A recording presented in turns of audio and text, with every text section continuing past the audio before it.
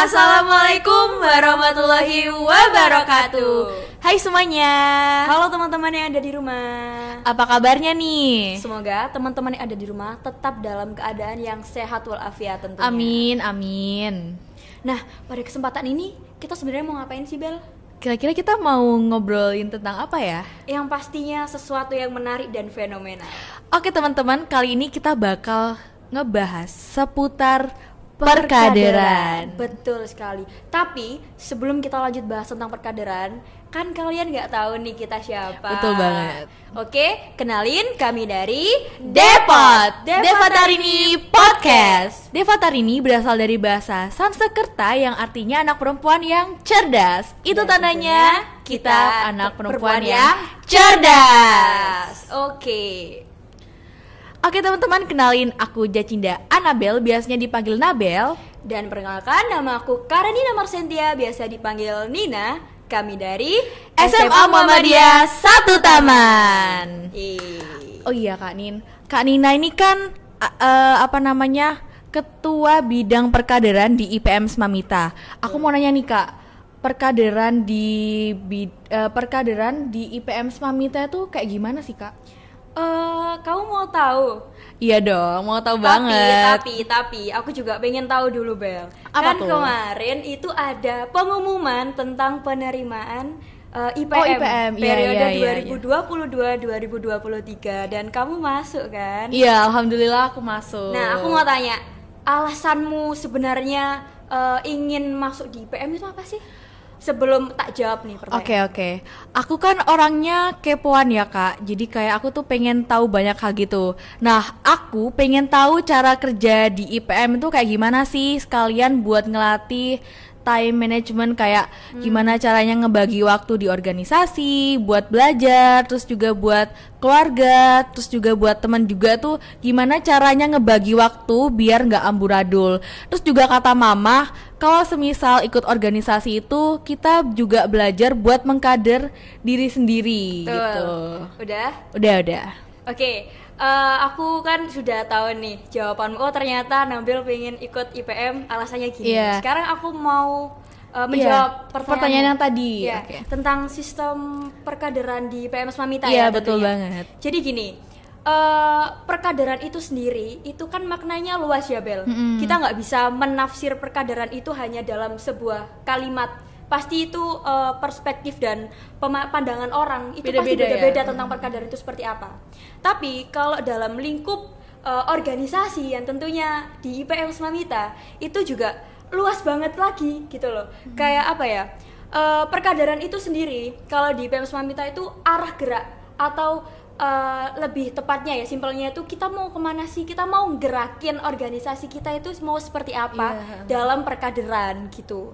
Dan tentunya perkaderan itu juga ada kaderisasinya. Kader itu ya kayak kita tentunya ya kan. Iya. Kita kan kader ya kan. Ya, benar banget. Dan tiap tahun itu juga pasti ada yang namanya regenerasi. Nah, caranya kita meregenerasi atau regenerasi tentang kader itu tadi ya dari perkaderan itu sendiri.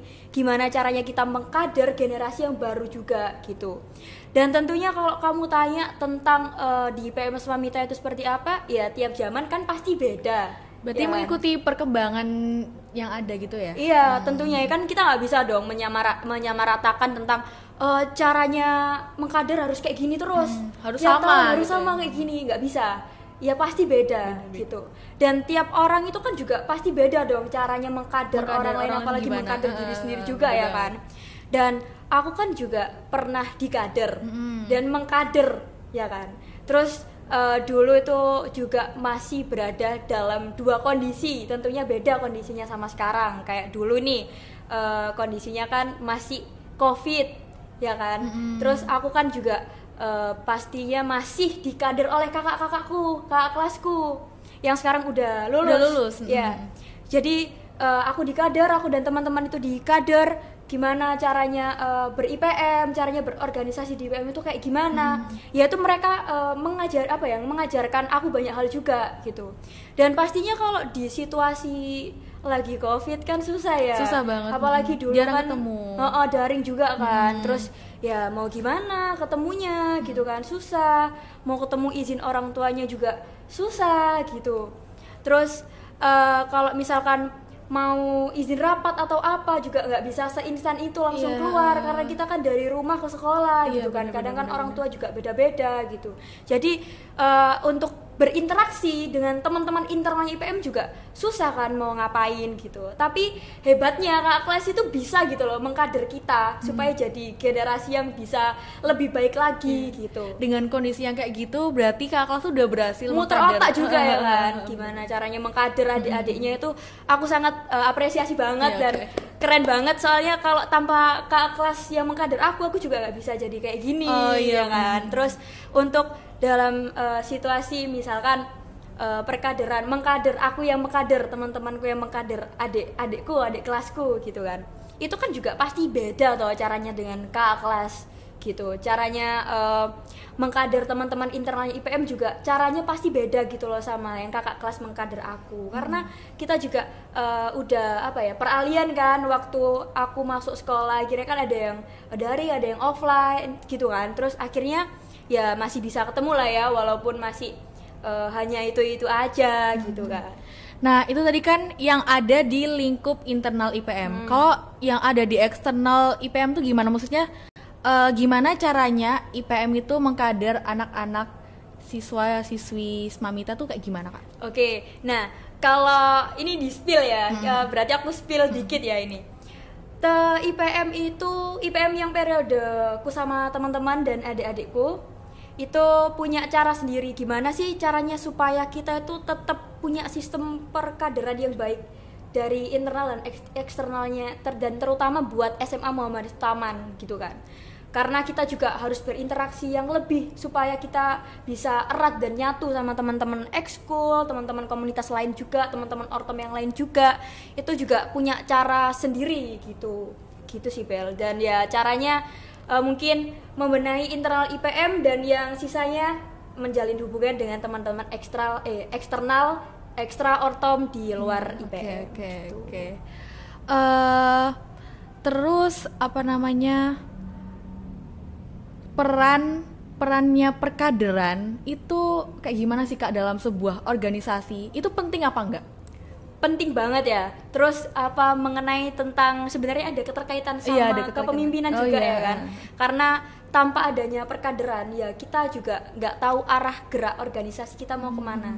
Sedangkan sebuah organisasi itu pasti punya tujuan yang harus dicapai. Kalau kita nggak ada perkaderan ya kita mau kemana ya pasti nggak satu arah gitu loh, nggak sejalan juga, pasti ada yang kesini, ada yang kesini, ada yang kesini. Terus gimana caranya kita bisa mencapai suatu tujuan kalau kita nggak punya sistem perkaderan yang baik? Jadi menurutku baik enggaknya organisasi itu tergantung arah gerak perkaderannya. Oh gitu, berarti udah kejawab ya semua pertanyaanku tadi.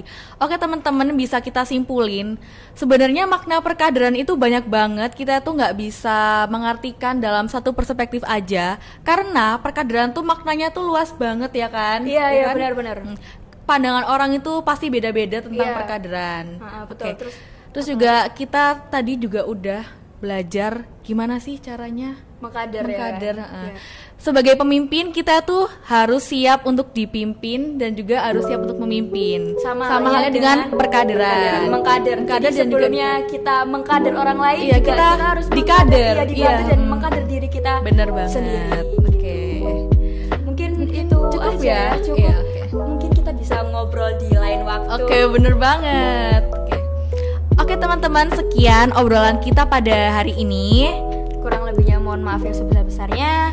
Nun wal qalami wa ma yasurun. Wassalamualaikum warahmatullahi wabarakatuh.